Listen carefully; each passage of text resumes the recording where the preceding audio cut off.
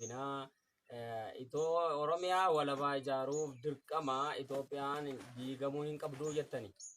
Kanaaf mee yaada Oromiyaa ijaaruuf Itoophiyaan diigamuu hin qabdu isin jechisiise sana yaada sana nuu ibsaame guutummaa isaa. Gabaabumatti Oromiyaa ijaaruu fi Itoophiyaa diiguun dirqama miti. Ayyee. Maaliif jennaani Oromiyaa ijaaruudhaa fi Itoophiyaan diiguun dirqama miti wanta jedhuuf Itoophiyaan diigamuu qabdu miti.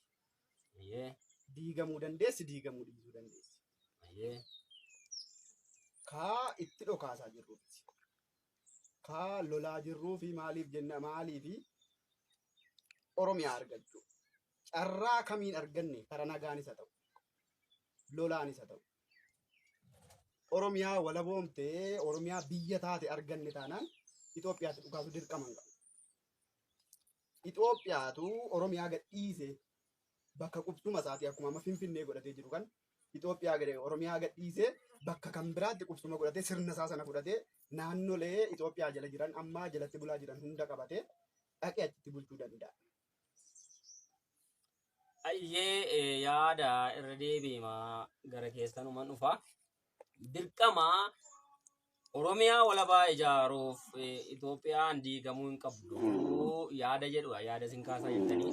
Yaadni kunis immoo Oromiyaa kana ijaaruuf Oromiyaan akkamitti Itoophiyaan itoo hin diigamiin sirni Itoophiyummaa kun itoo hin diigamiin Oromiyaan ijaaramuu dandeessi. Oromiyaa immoo Itoophiyaa keessaa fudhachuu dandeenya jettanii yaaddu. Fudhachuu ni danda'a. Akkuma sila sii kaase karaa nagaanis ta'e karaa lolaatiinis Oromiyaa akkaataa itti biyya godhannee biyya mataasii dandeesse ijaarrachuu dandeenyu arganne taanaan Itoophiyaatti duuka buunee wanti nu dhokaasisan jiru wanti ittiin wal lolchiisan jiru diigamuuses wanti dirqama godhe. Kaayyoon keenya sanaa miti jechuudha. Maaliif jennaan ka barbaadaa jiru ka irratti dhokaasaa jiru ka biyya gochuu fi wal mormii taasisaa jiru wal lolaa jiru Oromiyaa biyya taate biyya itti goonee ijaarrachuu. Itoophiyaan naannolee salgan yookiin Oromiyaarraa addatti jiran naannolee hunda sana qabattee naannoleen sun hundi Itoophiyaan nuu ta'a jedhanii itti amanii wajjin jiraannaan Itoophiyaan sirna ta'ee biyya ta'ee jiraachuu danda'a jechuudha.